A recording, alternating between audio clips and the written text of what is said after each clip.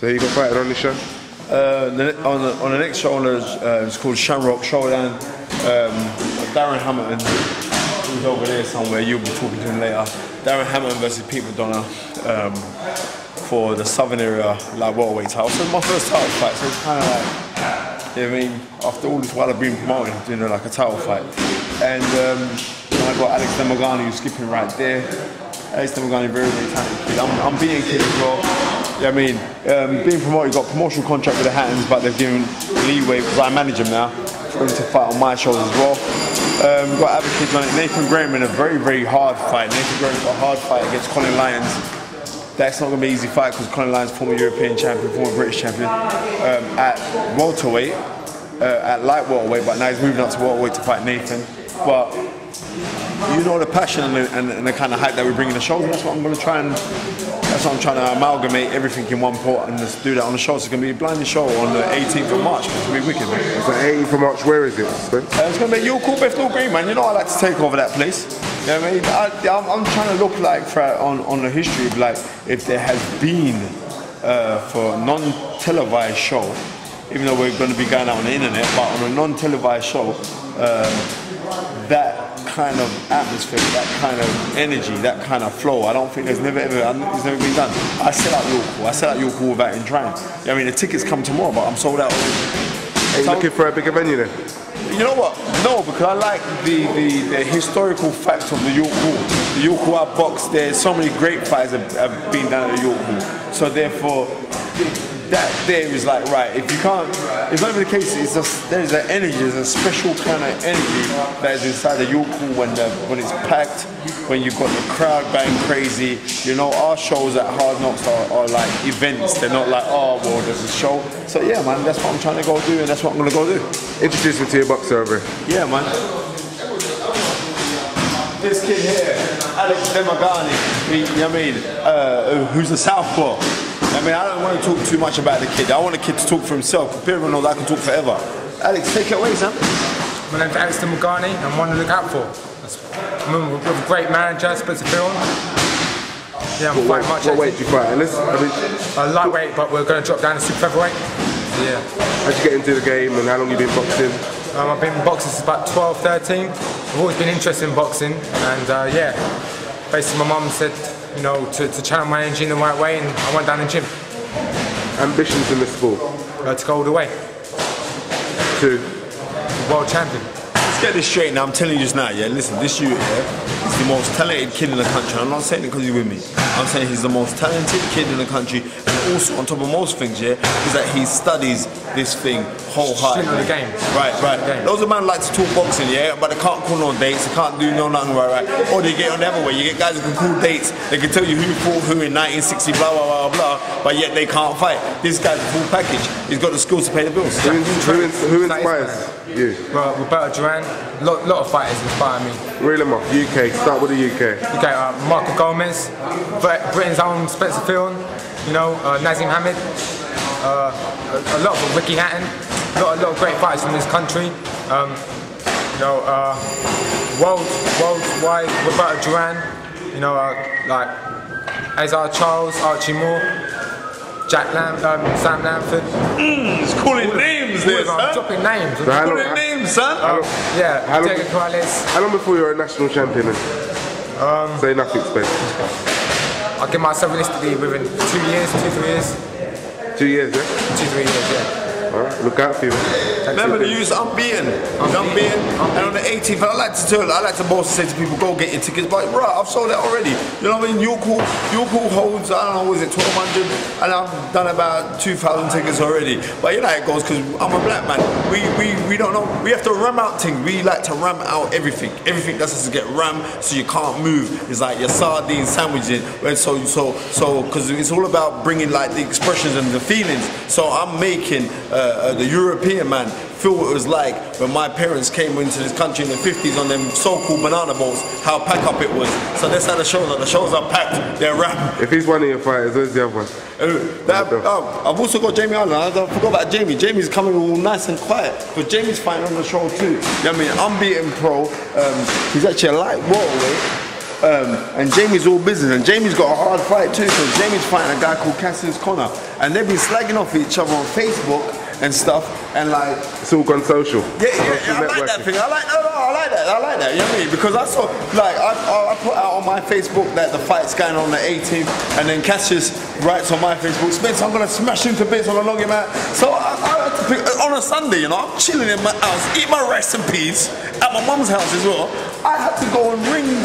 I said, Jamie, you see what this guy's saying about you? Are you gonna take that, bro? Are you gonna take that? So then he's gone and they're slagging off each other, but it's all love because Jamie's actually being managed by Mickey Moo, who's a new manager in the game, and like he's come down and said, oh well, Spence, can I come and be like in your organisation for the Hard Knocks and the Real Fight Club? And I said, come down, man, it's cool. So man, so it's all love, and he's gonna be fine as well, man. Maybe we can get a little talk. Hey there, sir. You alright, yeah? You're fighting out. You're with Mickey Moo, yeah? Yeah, with Mickey Moo, yeah. How did that association come about? What, going with Mickey Moo? Yeah. Streetwise management, yeah? Yeah, Streetwise management, yeah. Well, I know George Gilliard, he got me, introduced me to Mickey Moo and that, and Terry, so I started training with them. How long have you been in the game? Been nearly a year, like 3 years, but as an amateur, 44 fights as an amateur. 44 fights, yeah? Yeah. For those who don't know about you, what weight and where you're looking to go? I'm a lot more weight now. This is 2011 now, so this is it. This is like my year. I'm bigger and better things this year. I'm going to go and hopefully like end of the year fight for a Southern Area Academy title. So 140, 140 pounds, yeah? Yeah, 140 pounds, yeah. So who would you like, if you could pick it ideally, who would you like to take on over the next 12 months? I'll speak to Spencer and that, like, I'll box anyone, put anyone in front of me, I'll box anyone. They're willing. Well, listen, man, this is what you have to know on the power and this kind of thing, because this is a young man who came to me through George Gilliard, and George Gilliard, my good friend, since, well, I've known George since he was a little baby. And like, he said, oh, you want to see this guy because he's exciting. This kid came and he sparred with Darren, and he's all business. He's like, trust me, he's like throwback. He's like, he's a southpaw, but he's like a southpaw Charlie Maggie. He's all business, not mucking around. He's going to be an incredible crowd, people. I mean, he sells a lot of tickets. So you got to bring out the East End guys off. So it means a lot to me because, like, you know, me, I'm being real. Like, from where I have come from, to know, like, I've got kids of all nationalities coming towards me to say, alright, Spence, can you manage me? Spence, can I be promoted by you? Spence, can I do X, Y, Z? That means a hell of a lot to me because you know what, everyone knows that I'm gonna people get treated fairly. Because I asked them, how much did you get paid in your last fight? They tell me, and I said, well, I'll double that. You know what I mean? So when they said that, right, I said, right, this guy's serious. That's right, I'm serious, man. You know what I mean? We got the financing, the World Bet Group, I have to pick them up. I love those guys, hardcore. But you know what I mean? So therefore, we got to bring through young talent. And the reason why the game is dying is because you don't pick guys in competitive fights no more. You have a prospect and you want to guard that prospect and don't let him fight nobody. And I'm saying, right, this is a young man. He's one of them, one of our stable kids and the Hard Knocks, who's going to go out there and try to do things and go out there and give the crowd, the public, what they want to go see. They want to go see real people being shown their integrity about the fight game. And this guy is very integral. I'm telling you, decent kid. Good luck, mate. Cheers, thanks, Oh, there you go. Who else, Spence? Who else? Yeah, man, we got Darren's coming up in a second because he's gonna be moving around. He's gonna be moving around. These guys are gonna move around, so it'd be good to like for you to go watch. Don't watch out too many things because I know Pete McDonough's got his little spies out there. You know, little crafty little Irishman, Pete McDonough, who's my brethren, my bona fide. Me and Pete speak with every day, and this is the thing when it comes like on a business. This is why I love this game so much because Pete McDonough is my friend. 3 years back, and now Pete's saying, "Oh, Spence, I want to defend my title."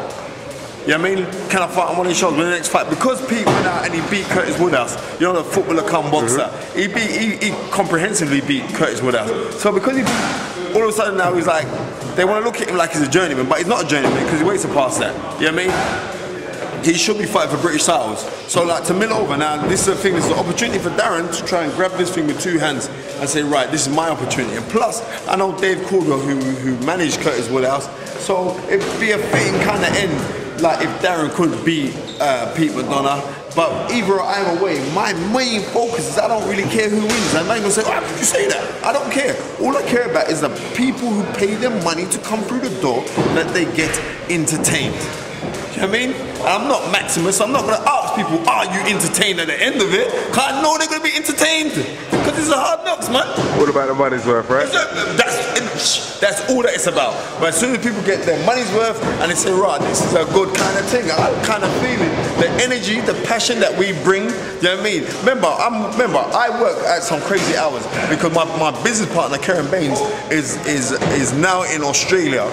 And we have to Skype each other and we work out our plans every day. And I've told people so many times, when enough man's sleeping in their bed, I'm up working on plans, working on my future, writing down my goals. You know what I mean? It's no good like when opportunity comes to you, then you're not prepared. So I prepare myself for the opportunity. And the opportunity that I got right now is life, brother. Come live in the greatest country in the world. What if the next show is sold out, Spence?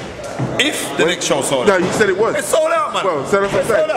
If that's sold out, you're not selling this. You're literally. When's the next one? When's the one after that? Well, the one after that, this is the thing. It's like the show after that is going to be 6 weeks after that. It's going to be the next show, and I'm going back to where we started off with the Hard Rock. Started off at Kensington Town Hall because seeing as like the people down at Kensington tried to stop the boxing down there, and when people tried to go back to the Royal Albert Hall, and I'm saying, right, just to wind you lot up, I bring all kind of nationalities, because you've seen the hype and the pleasure and the glory that bring at Hard Knocks. I'm going to go right back there. I'm going to go right back there on the doorstep to show you, like, this is what I do, this is what we do, and like, people are peaceful, we got all different nationalities, races, faces, everybody in the same places, and there's no trouble, no nothing. People live that peaceful, everyone's shaking hands and hugging and kissing, and that's what we want. You know what I mean? Entertain the people, give them value for money. Don King said that to me. He said, give them that product. And like when people say about, oh, the product, I'm a brand within myself. You know what I mean? So I don't need no next thing. I am a brand. Who I am, I'm walking, talking, I am a brand. You know what I mean? It's not about, oh, well, what cars you're driving no more. It's not about none of those kind of things or how much money you got in your pocket, because people know I've got gold now. It's about giving people what they come out to see. And then they ain't gonna feel robbed. And they're gonna say, boy, you're good at what you do.